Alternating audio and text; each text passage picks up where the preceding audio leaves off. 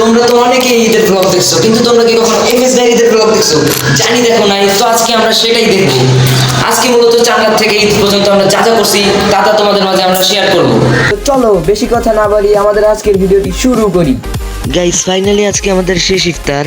আজকে আমাদের কাছ থেকে রমাদান বিদায় নিয়ে চলে যাবে, তাই আমাদের অনেকটা খারাপ লাগতেছিল, কিন্তু একদিক দিয়ে ভালো লাগতেছিল, কারণ কালকে ঈদ। আর যেহেতু ঈদ, তার জন্য আমরা আজকে হালকা পাতলা ইফতার করে মসজিদে নামাজ পড়তে যাব মাগরিবের। তারপর গাইস, আজান দেওয়ার সাথে সাথে আমরা হালকা পাতলা ইফতার করি, তারপর মাগরিবের নামাজ পড়তে যাই মসজিদে।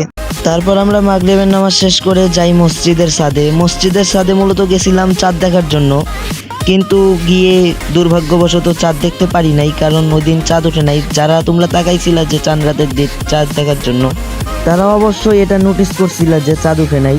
তারপর আমরা হতাশ মন নিয়ে আবার মসজিদে ফিরে যাই। তারপর গাইস, সময় যাচ্ছিল তো যাচ্ছিল, আমার মূলত ঘুম আসতেছিল না। আমি প্রায় রাত 2টা পর্যন্ত জেগেছিলাম, কারণ ভাবতেছিলাম যে কালকে সারাদিন কি করব, কোথায় যাব। আমি এটা একা একা প্ল্যান করতেছিলাম।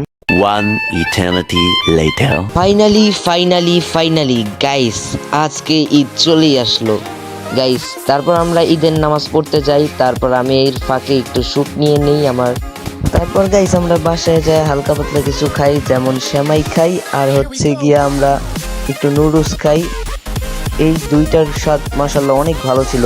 তারপর আমরা 3জন কোথাও যাওয়ার প্ল্যান করতেছিলাম, 3জনের মধ্যে একজন এন্ট্রি দিয়ে চলে আসলো। তারপর আমরা 3জন একসাথে বের হই, তারপর আমরা একটা রিক্সা নেই। তারপর আমরা 3জন মিলে সিদ্ধান্ত নেই যে আমরা নীলাবর্ষা পার্কে যাব, কারণ আমরা নীলাবর্ষা পার্কে কখনো যাই নাই, নাম শুনছি কিন্তু কখনো যাওয়া হয় নাই।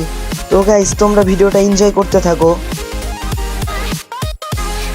তারপর গাইস, আমরা রিক্সা থেকে নেমে গেলাম। এখন মূলত আমাদের যেতে হবে নদীর ওই পারে। আমরা এখন নদীর এই পারে আছি, আমাদের এখন যাইতে হবে নৌকাতে করে নদীর ওই পারে। আর গাইস, এই জায়গাটার ওয়েদার এত পরিমাণ সুন্দর, আমার অনেক ভালো লাগছে এই জায়গাটাকে। তো এখন আমরা যাব নৌকাতে। তারপর গাইস, আমরা একটা নৌকাতে উঠে পড়লাম আমরা 3জন। তারপর গাইস, প্রায় অনেকক্ষণ বসে থাকার পর আমাদের নৌকাটাকে ছেড়ে দিল। আর গাইস, এই যে আমরা মূলত যাব এই জায়গাটায়, এটা হচ্ছে পার্ক। আমাদের নৌকাটা পার্কের কাছে প্রায় এসেই পড়েছে। তারপর গাইস, আমাদের নৌকাটা ফাইনালি এসেই পড়লো নদীর এই পাশে। এখন আমরা নৌকা থেকে নেমে যাব। তারপর গাইস, ফাইনালি আমরা নৌকা থেকে নেমে আমাদের টিকিট কেটে নিলাম। আর গাইস, এই টিকিটের প্রাইস ছিল 50 টাকা। তারপর গাইস, আমরা ভিতরে প্রবেশ করলাম। প্রবেশ করার সাথে সাথে চারপাশটা দেখতেছিলাম যে জায়গাটা কেমন, যেহেতু কোনোদিন আসি নাই, এটাই ফার্স্ট। তো গাইস, ভিতরে প্রবেশ করার সাথে সাথে দেখি অনেক মানুষ হয়েছে। আমি তো মনে করেছি যে এখানে বেশি মানুষ হবে না। গাইস, জায়গাটা মোটামুটি অনেক ভালো, আপনারা চাইলে আসতে পারেন। আর এইদিকে আমি বাঘের মাথায় হাত বুলিয়ে দিচ্ছিলাম। তারপর গাইস, হাত বুলানো শেষে দেখলাম ময়ূর পাখি। হঠাৎ করে চোখ গেল ময়ূর পাখির এই জায়গায়। পরে ময়ূর পাখির পাখা খোলার আশায় ছিলাম, পরে দেখি ময়ূর পাখি আমাকেও ইগনোর করে চলে গেল। তাই আমি সেখান থেকে যত দ্রুত পারছি সেখান থেকে কেটে পড়ছি। তারপর আমি হরিণ দেখতে আসছি। হরিণ দেখার পর আমার চোখ গেল এই দেয়ালের দৃশ্যের উপর। তারপর আমরা ওই জায়গার থেকে একবারে পার্কের মাঝখানে এসে দাঁড়াই। তারপর হঠাৎ করে চোখ গেল আমাদের ঝর্ণার উপর, তাই আমরা 3জন মিলে যাইতেছি ওই সামনে ঝর্ণার ওই জায়গায়। তো গিয়ে রিভিউ দেই, দেখি কি আছে ঝর্ণার ওই জায়গায়।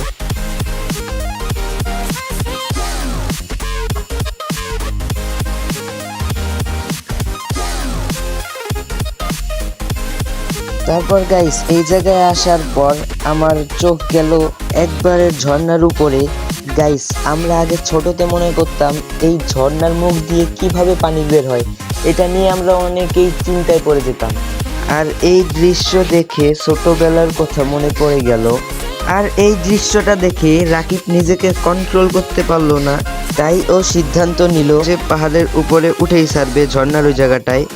তাই ও এই দিক দিয়ে ওঠা শুরু করছে। আর আমি তো ওর এই কার্যকলাপ দেখে নিজের হাসিকে কন্ট্রোল করতে পারিনি। আর এই দিকে আমার মামাতো ভাই আমার ভাবিকে নিয়ে পিক তোলার জন্য প্রস্তুত হচ্ছিল, তাই আমরা সেখান থেকে আবার এসে পড়লাম স্টেজের উপর। তারপর স্টেজে উঠে রাকিব ওর দাদুর সাথে একটু মজা নিল। তারপর ওরা 2জন স্টেজে কিছুক্ষণ হাঁটাচলা করলো। তারপর রাকিব একটা এন্ট্রি নিয়ে স্টেজ থেকে নেমে গেল। আর ওর এই কার্যকলাপ দেখে এই পশু পাখিগুলোও মজা নিচ্ছিল।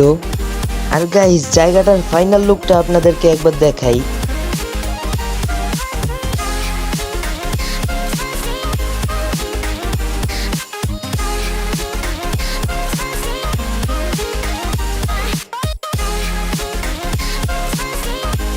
তারপর আমরা তিনজন মিলে সিদ্ধান্ত নিলাম যে আমরা এখন পার্ক থেকে বের হয়ে যাব, তাই আমরা আস্তে আস্তে হাঁটা শুরু করি গেটের ওই দিকে। তারপর আমরা গেট থেকে বের হলাম, এখন আমরা যাব সোজা বাসায়।